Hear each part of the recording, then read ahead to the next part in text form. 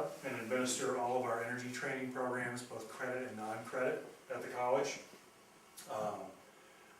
I began this role in 2010. Before that, I was Director of Development and Fundraising at the college, and starting in about the end of 2009-10, we were the recipient of several large federal grants for specifically solar energy training, and then that's been parlayed into other grants that we've received, and the development of credit training programs dedicated to plumbing and heating that I also administer. So that's kind of my background with the college. So I'm here today to talk about our Energy Services and Technology Center at the college and all of the various training programs that we have, both credit and non-credit, that include renewables, non-renewables, traditional training, as well as for professionals who are already out in the field and that are looking to augment their skill set and be allowed to install different products and services. So a little bit about Kennebec Valley Community College. We're one of 7 community colleges in the state of Maine. Our enrollment at KVCC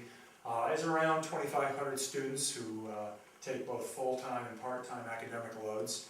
We have 26 associate degree programs. We have another 4 what we call diploma or certificate programs. So we have over 30 programs that we offer, and then we also offer quite a set of a comprehensive schedule of continuing education courses for industry professionals who are out in the field and train an equivalent number of folks. So all told, through KVCC annually, we basically bring in and train about 5,000 people annually. So again, I'm here to talk about kind of our energy training programs. Specifically, I'm going to spend a lot of time on our Energy Services and Technology Associate Degree Program and then our Renewable Energy Training Programs for the general public. So this is a little bit of background about our training program. So on a credit side, so when I say credit, it's for students who are seeking a degree or a certificate. Generally, they'll be accredited programs. They'll complete either a 1-year certificate program or a 2-year associate's degree program. Whichever program that they go into, they will walk out with a national certification or a state license opportunity that they can pursue that goes along with that. On the credit side, we have quite an extensive group of training programs. We have electrical technology, line worker technology, which is the only program of its kind in the Northeast, electronics and computer technology, energy services and technology, precision machining technology. We're about to start a building science and technology program, and then we're also looking at starting a pre-engineering or engineering technology program. On the non-credit side, generally, again, short-term courses, could be a day, could be 3 days, could be a week. We offer courses in renewable energy management, solar heating, biomass solid fuel, geothermal, heat pumps, small wind, solar electric or photovoltaic, and we also have a solar instructor training program that we do throughout the Northeast. Why we've really gotten so invested in renewable energy at KVCC. We are, I would say, probably hands down the leader of community colleges with respect to the incorporation of renewable energy into our existing training programs, and then also offering these non-credit professional development opportunities for folks who are already out there working. We've really looked at kind of renewable energy as a paradigm shift of the marketplace. What has always been traditionally called alternative, we now consider mainstream. In fact, I don't like using the word alternative because that condones that it's alternative. And when in fact, in many respects, renewable energy has become mainstream for all intents and purposes. You wouldn't ask an oil burner technician whether or not oil is an alternative fuel. It's not. Just like solid fuel in Maine, cordwood is generally seen as a renewable form of energy, but is cordwood or pellets or chips been an alternative energy in Maine? No, it hasn't. It's been a mainstream fuel for as long as people have populated the state of Maine. So that's the way we really look at this, is that we're talking about the incorporation of renewable energy into our training programs, and that what we're trying to do is decouple this whole kind of perception of renewable energy as alternative when in fact it is mainstream. We've done this in many facets by the introduction of new training programs which are short-term, but also by the incorporation of renewable energy into our credit programs. For instance, and I'll go into a little bit more depth in a moment here, our electrical training program at KVCC has offered photovoltaic and small wind training for the last 15 years at the college. We have a 3-credit course in the second semester of a student's second year at KV in the electrical program dedicated to PV and small wind. And we've been doing that for 15 years now. So that is, and the reason why we're doing it is, we know that by code, master electricians have to be the ones tying in any electric system, regardless if it's a traditional system that's grid tied or if it's a PV system. By code, they're the ones that have to be doing the work. Therefore, because of those necessary skill sets that they have to have with basic wiring, electricity, and licensure, they should also be the ones that are installing the PV systems. So we have incorporated in that. In our Energy Services and Technology program, that's a plumbing and heating program.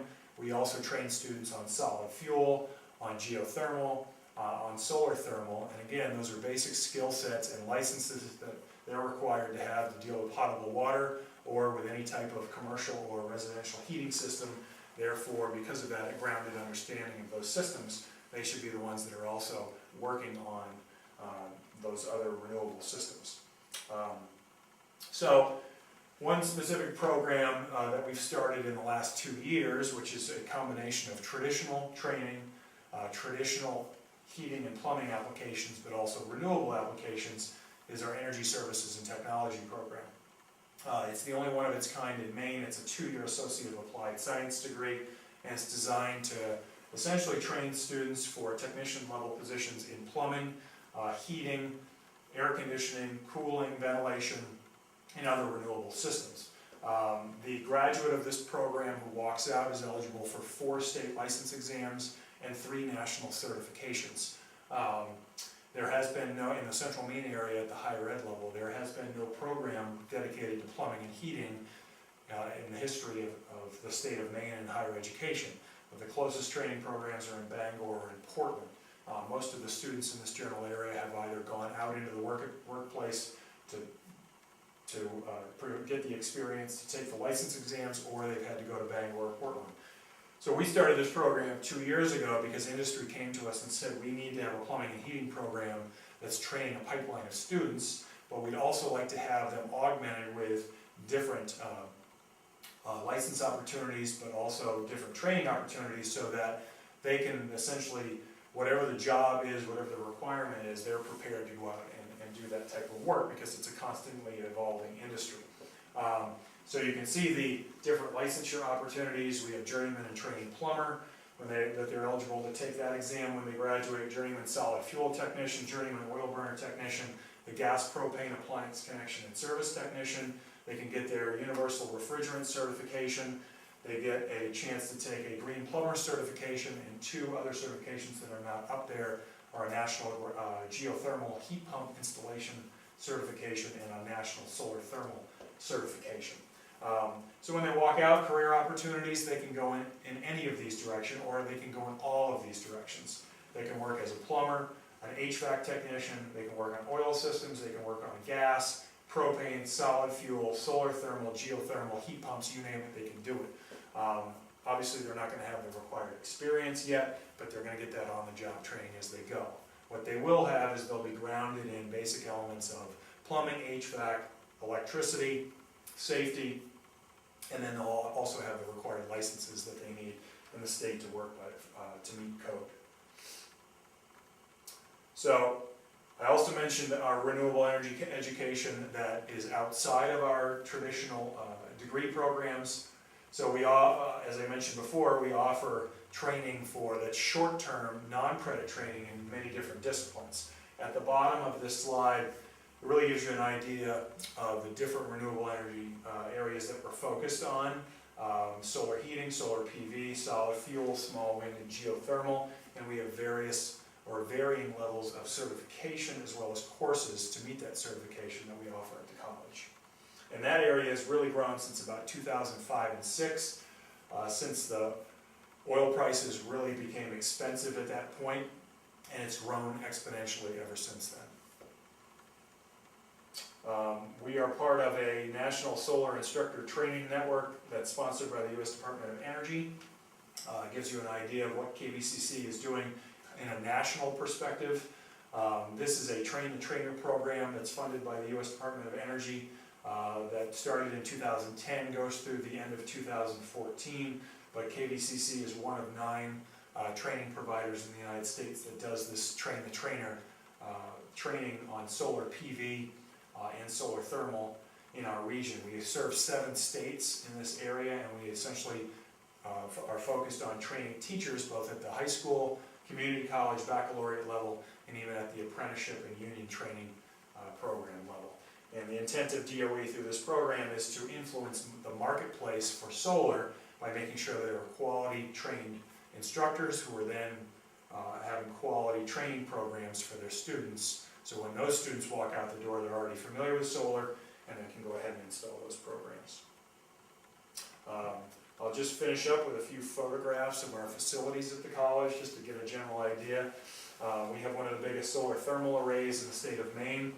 Our training facility actually has indoor roof training where we can do solar PV and solar thermal on rooftops inside rather than having to worry about what's happening in the Maine winter, or if it's raining outside, we can practice real-world safety techniques, tie-offs, practice proper roof penetrations, and we can do it in the kind of comfort of indoors, but also have different roof types.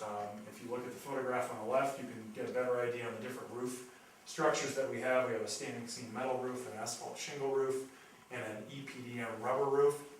So really we're giving students an opportunity to be trained on basically what they're going to see out in the field in various roof types in an indoor setting. We also have geothermal. We installed 2 years ago a 400-foot well, closed loop well on our campus, and we've installed 3 ground source heat pumps in our lab. So students, not only do we have working systems, but students can be trained on proper installation of geothermal systems. We have a small wind turbine that provides a small amount of electricity for the campus, and we can also train our students on the installation of small wind turbines right in Fairfield. We're the only training facility in the state, whether it's in high school, college, or private industry, that actually has a solid fuel training component and a solid fuel training lab. We have an automated pellet boiler, a wood gasification boiler, a traditional wood stove, traditional pellet stove, a pellet furnace, and in the future we're going to be adding a chip boiler into our training program. So it's hard to believe in this state that is the most heavily forested state in the country that has a solid fuel license, that it hasn't had a training facility in the history of Maine on solid fuel. And we're the first one to add that. So we're hopeful that our technicians being trained on equipment like this will be better prepared to install those systems here in the state. So with that, there's my contact information. If folks have any questions about our training programs, both short-term and long-term, please feel free to give me a call or send me an email, and we'd be glad to get back to you. But we're here for the community, or if you want to come and see any of our technology, if you're interested as a homeowner or a business owner and want to find out how we utilize it and the effects of that equipment, come anytime. We're glad to give tours and to answer any questions. So with that, I'll open it up if anybody has any questions on our programs.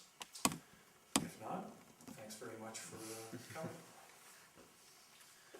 How are outcomes? Do you track those at all and see, if students are actually getting into these sorts of positions, or are you placing people into things like this? Or? Yeah. On the non-credit side, we don't track as much because it's very challenging. Folks come in for a short-term training. It could be a day, it could be a week. We can track them for a very short period of time to know if they, especially if they passed a national certification exam that they were prepared for, and we can have a general idea in a 2 to 3 month time frame whether or not, if they didn't already have a job, if they secured a job, or if they need help finding them. After that, it's hard to really track those students. The students that we really keep track of are our credit seeking students who complete the associate degree or certificate programs and go out into the field. We have alumni surveys on an annualized basis to determine where those students got hired. And for the most part, our electrical training program and our energy services program, our placement is 100%. annually. If any one of those students who finishes a program, pursues the license exam and successfully passes that, they can go to work wherever they want to, whether it's in larger industry, pulp and paper, or if they want to start their own business, or if they want to go work for an electrical contractor, an HVAC contractor. Kind of, it's up to them, but really, they can get placed whenever or wherever they want to. And that's where we feel, you know, those degree programs are training people for lifelong occupations. Yes, they're getting exposed to renewable energy, but they're getting trained with skills that they can have for a lifetime. And so regardless of how the industry changes or how the marketplace changes, those are the students that are really going to be adept to be able to find a job anywhere they